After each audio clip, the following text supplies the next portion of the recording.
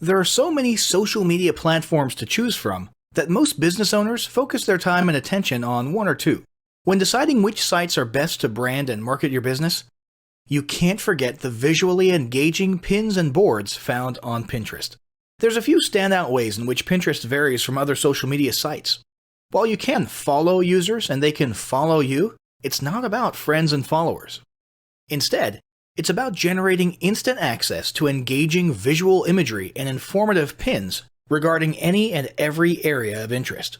These pins can be added to a user's personal boards for future reference. Anyone can access any other user's pins by the category or keywords related to the pin.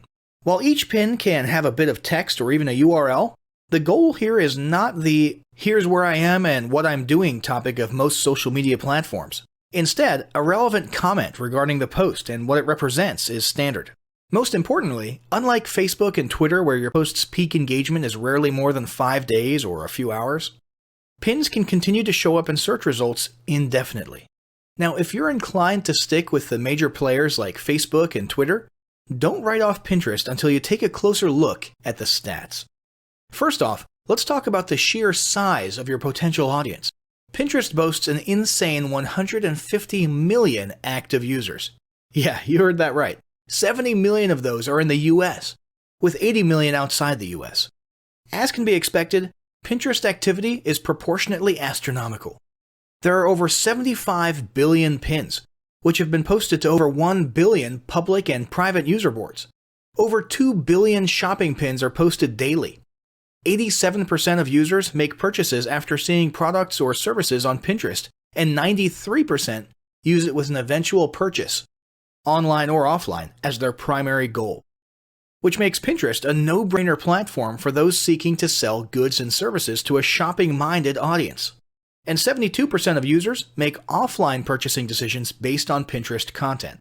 So it's not just a goldmine for online businesses.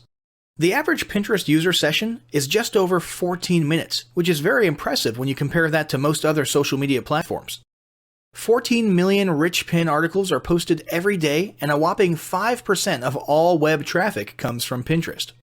80% of Pinterest users access the site from a mobile device, so mobile marketing and mobile-friendly content is very important here. And 2 out of 3 pins are posted by businesses or brands, so you've got some competition, which is actually a very good indicator for how profitable Pinterest can be. Oh, and if you happen to be in the culinary niche, guess what? There are over 1.7 billion recipes on Pinterest. As for your audience makeup, 81% of Pinterest users are women, so the Pinterest is for girls stereotype clearly has some truth to it, at least from a market research perspective.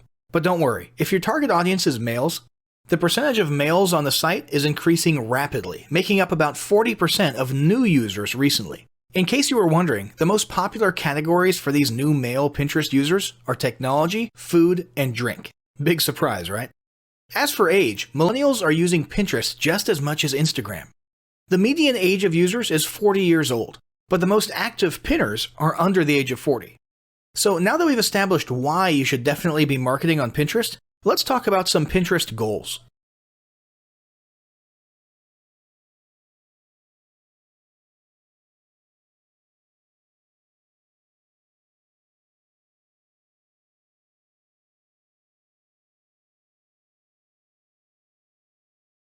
Establishing marketing goals is critical to the success of your Pinterest marketing. Countless entrepreneurs and businesses have set up a Pinterest presence, made a few posts, and then let it sit untouched for months or even years. This is usually due to a lack or absence of goals. So, before you even begin establishing any sort of Pinterest presence strategy, you need to establish clear marketing goals. Your goals should be specific, measurable, and attainable. They can be long-term, short-term, or a mix of both. Deadlines and milestones can be helpful as well. I want to increase my social following would be an example of a bad goal that will likely result in your marketing efforts petering out after a while, because there's no specific milestones. I want to gain 1,000 likes by Christmas is an example of a good goal. It's specific, measurable, and certainly attainable. Below are some examples of the various goal categories you might be interested in for Pinterest. First up, traffic to website. And here we're talking about sales, leads, or content marketing. Probably one of the most popular goals of Pinterest marketing is to funnel your Pinterest traffic back to your own web properties. After all, most businesses don't do business on Pinterest per se. You're leveraging Pinterest to obtain traffic and convert that Pinterest traffic into brand followers, leads, prospects, and customers. So maybe your goal is to get people to a landing page with a free offer where they can subscribe to your list and become a lead. Maybe they're being sent to a sales page or an e-commerce store. Maybe you just want to do some content marketing and send them to your blog. Whatever the case, the end goal for a lot of businesses will likely be bringing Pinterest traffic away from Pinterest and over to their own web properties.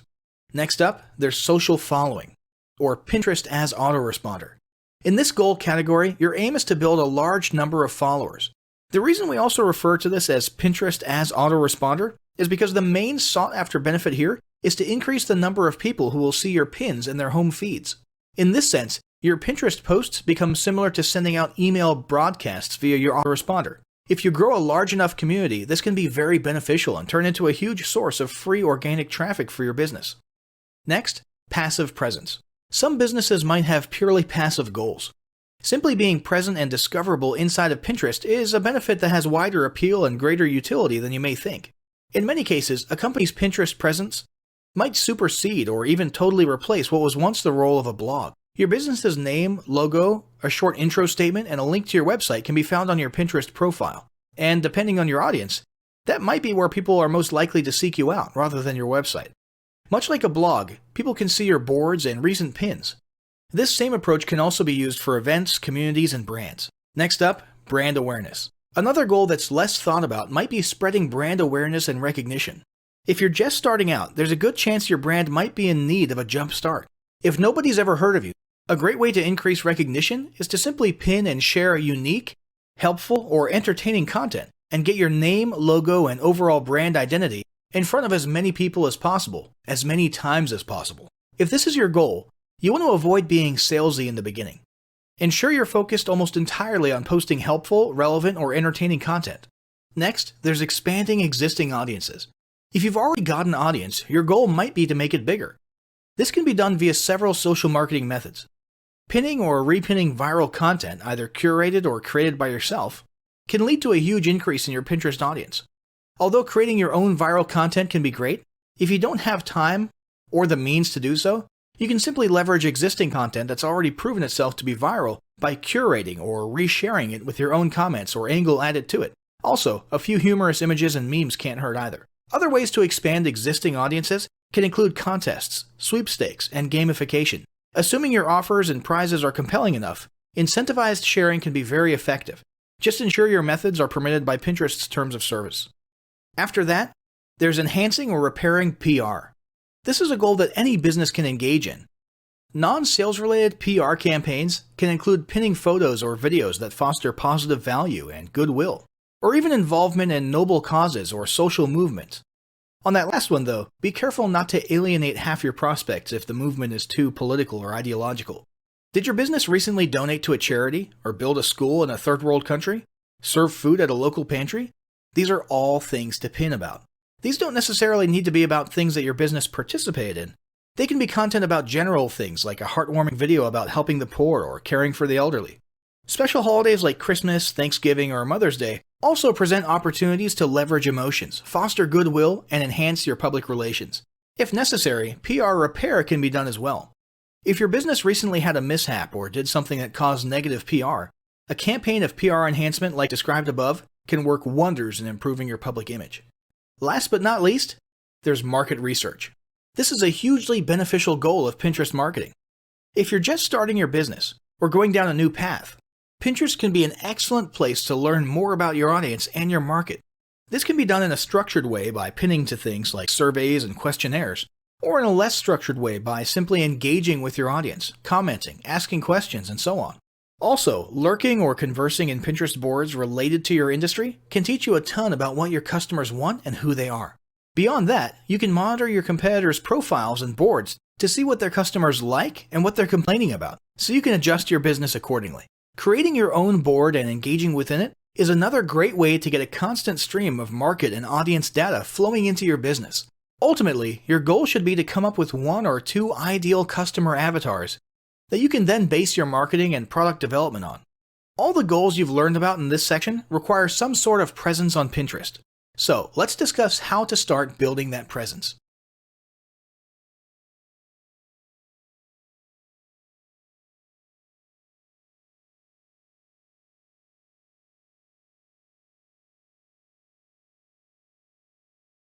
First, let's talk about setting up your Pinterest profile. Pinterest profiles are short and sweet, but don't underestimate the importance of a quality profile. Ideally, your Pinterest account should be your business name, if it's not already taken. If already taken, get as close as possible. Or if your business is one that doesn't seem PIN conducive, like a bank or a credit union, create a business Pinterest page for an adjacent topic. Using a bank as an example, you could create a page that focuses on shameless money-saving tips. Add a clean and clear profile image. In most cases, your business logo is appropriate. However, if your logo doesn't fit well, have it redesigned to fit or substitute it with a best-selling product or even your founder or CEO's headshot. Be sure to add your website homepage URL so that anyone who finds their way to your profile page can easily be redirected. Fill out your location, where you're based or your service area. Fill out a short and engaging About Me section, letting visitors know what makes your brand unique. Next, let's talk about creating a Pinterest strategy. As with all methods of online or offline marketing, you must have a strategy in place. Since each social media site is unique, your strategy also must be unique to Pinterest. In other words, you can't just pre-schedule the exact same posts to Instagram, Pinterest, Facebook, and Twitter. That's not to say that there can't be some overlap, but each site is utilized for different purposes, so your content and strategy must reflect your purpose. Your first step will be to set some clear, specific, and measurable goals, as we discussed earlier. To begin with, you need to build your foundation. This means investing in creating an organized and relevant category of boards for both your shared pins and your original pins. Then you need to begin posting regularly to build your followers and number of pins. Once you have a foundation, continue posting at least 3 to 5 times a week with the goal of getting your website traffic from Pinterest at or above the average of 5%. To determine the percentage of those who transfer from Pinterest to your website, landing page, or linked URL, you should set up Google Analytics. You can also use your preferred analytics software or view the analytics provided by Pinterest. Your page must be set up as a business account to view Pinterest analytics. What you're looking for is which pins do the best so that you can create similar yet unique pins. Let's talk about setting up rich pins. Rich pins simply mean that you can provide in-depth context about your pin. There are currently 4 rich pin options: app, product, recipe, and article. For example, a product-rich pin could automate the current price featured on your website and might let the customer know if the product is in stock. You need to apply for rich pins, which is fast and approval is easy. Pinterest really just needs to verify that you're legitimate and that you have the basic metadata requirements. Next, there's promoted pins.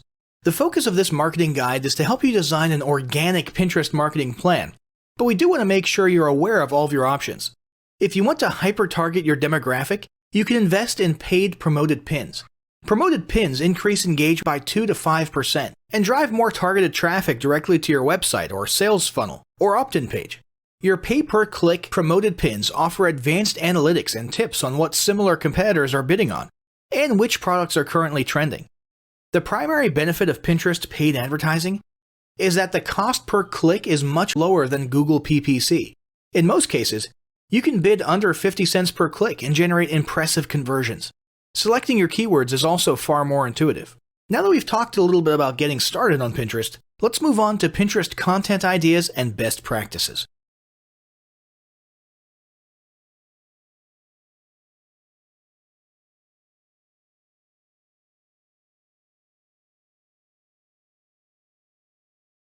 Currently, the most popular categories on Pinterest are fashion, home and garden, food and beverage, and beauty.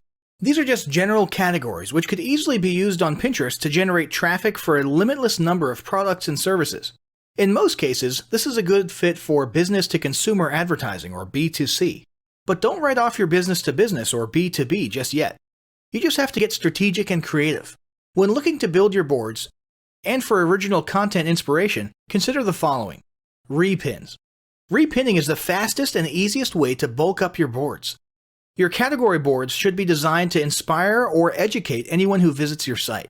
Even though a pin is repinned, you can add your own unique comment. Just make sure the source is always clear.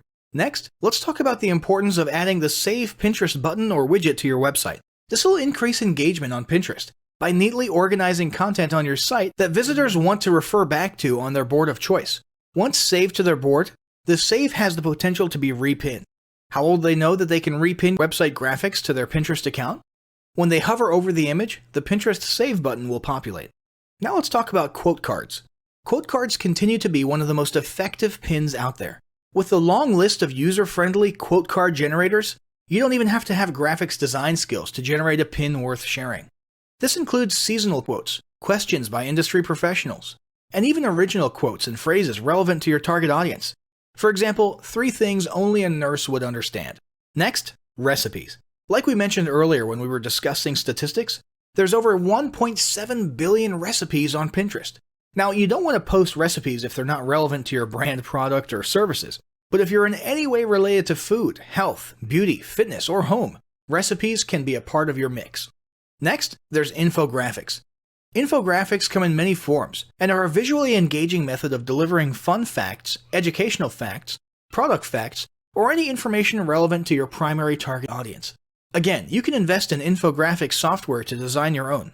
The great thing about infographics is that you can post them to Pinterest, your website, blogs, online content, and your other social media channels.